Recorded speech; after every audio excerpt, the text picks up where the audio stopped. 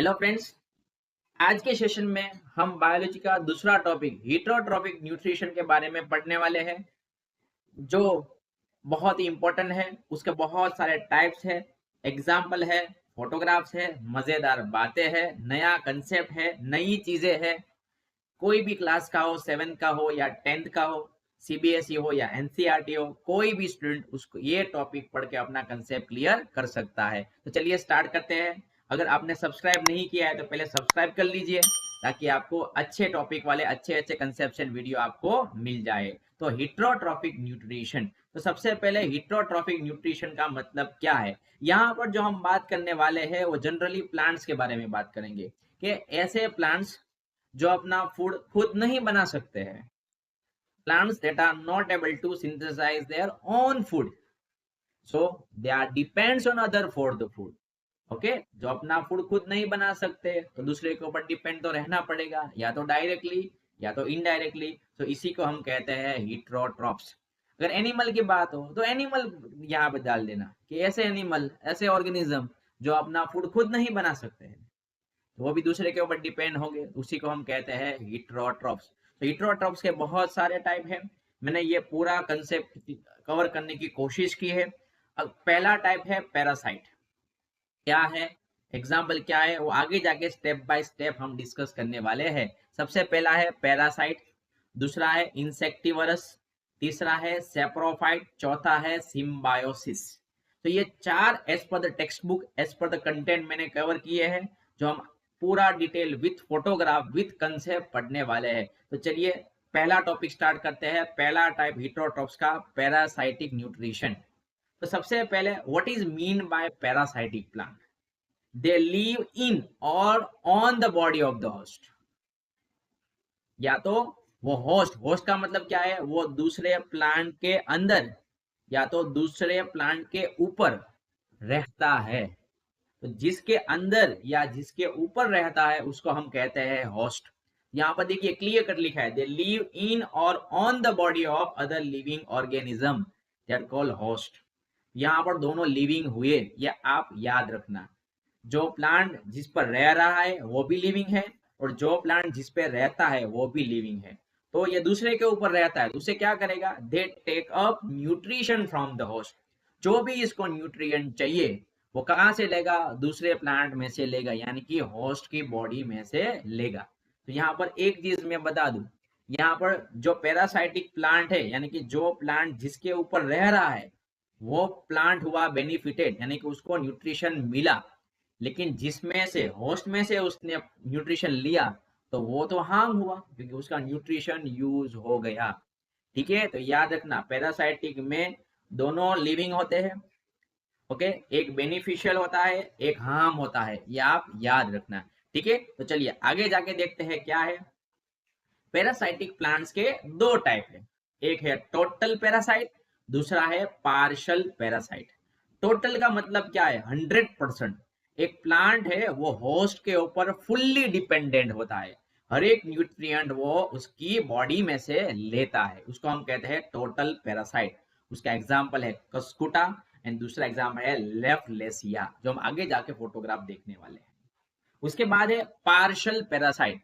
Partial मतलब not fully dependent, they obtain water and minerals from the host. ये अपना food खुद बना लेंगे, कि उसके पास ग्रीन लीफ होंगे, लेकिन वो वाटर एंड मिनरल्स जो है वो होस्ट के प्लांट में से ले लेंगे। ये हुआ पार्शली पैरासाइट। एग्जांपल है मिस्टलेटॉय, जिसके प्लांट के अंदर ग्रीन लीफ होते हैं। ठीक है, तो चलिए देखते हैं हम फोटोग्राफ्स। आप देख सकते हैं पहला है कस्कुटा, जो टोटल पैरासाइट है। आप देख सकते हैं yellow colour slender like structure जो दूसरे बड़े प्लांट के ऊपर है, ये कैसा है, ये टोटल स्टेम पैरासाइट है।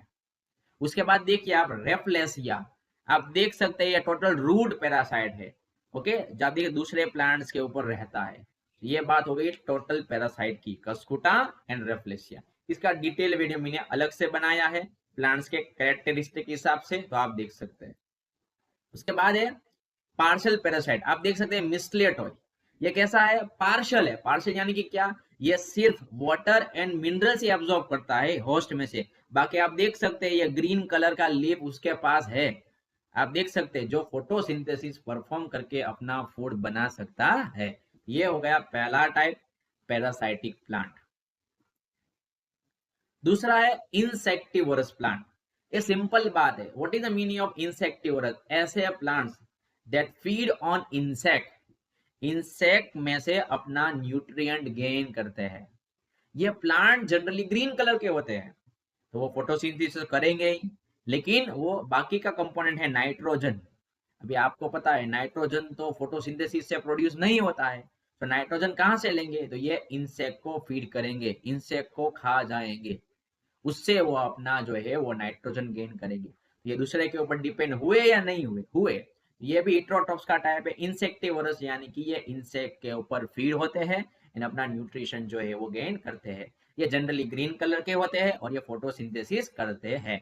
एग्जाम्पल है Venus fly trap, pitcher plant, sundew and bladder word. चलिए देखते हैं डायग्राम।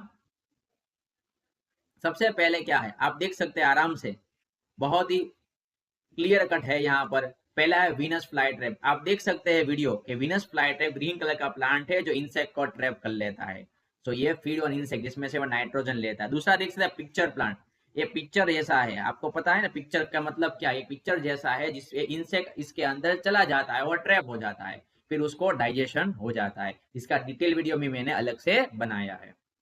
उसके बाद तीसरा है सनड्यू। आप देख सकते हैं यहाँ पर सन के ड्यू जैसा, जैसे रिफ्लेक्शन हो रहा हो, ड्रॉप हो, ऐसा ये लगता है। ये भी इंसेक्टिवोरस प्लांट है। उसके बाद है ब्लेडर वर्ड, ये भी एक इंसेक्टिवोरस प्लांट है। ये चारों का मैंने डिटेल स्ट्रक्चर, डिटेल स्टडी अलग से वीडियो बनाया है, आप देख सकते हैं।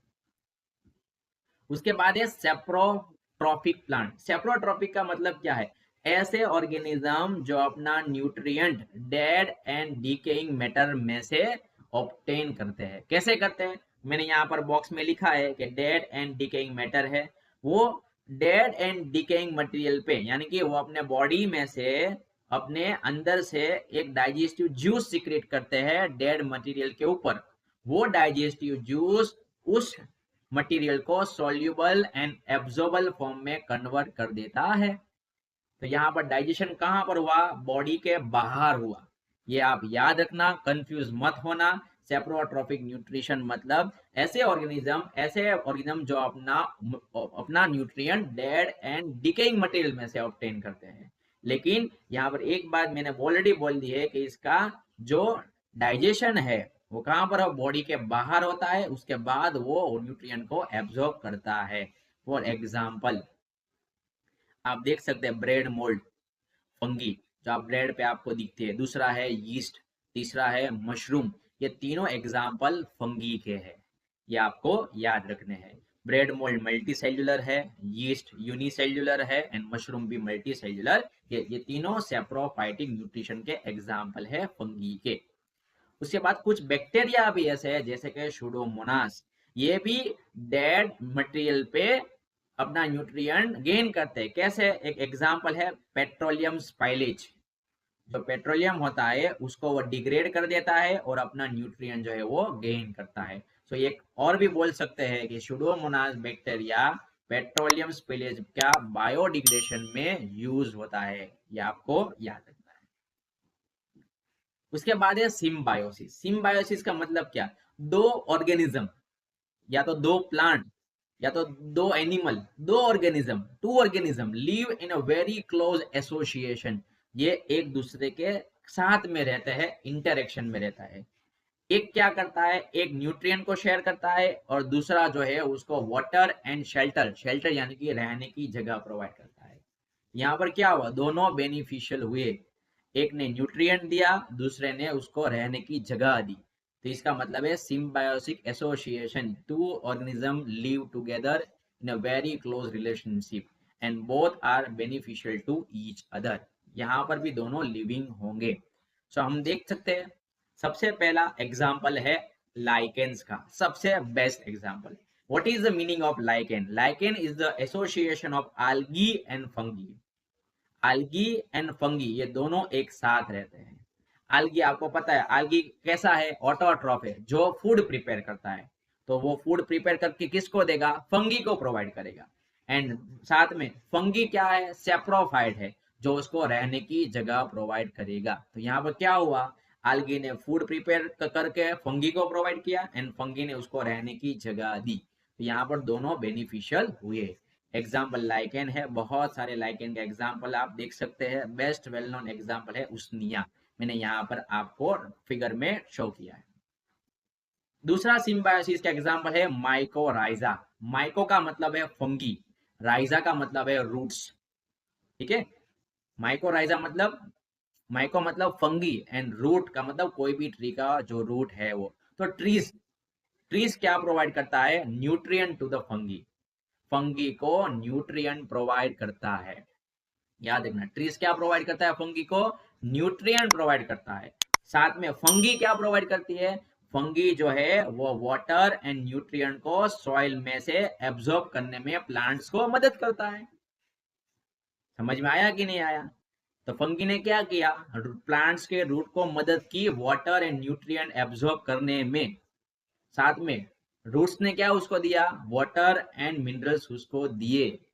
समझ में आ गया? तो दोनों रिलेशन कैसा है, दोनों बेनिफिशियल है। तो ये क्या हुआ, सिम्बायोसिस का एग्जाम्पल हुआ।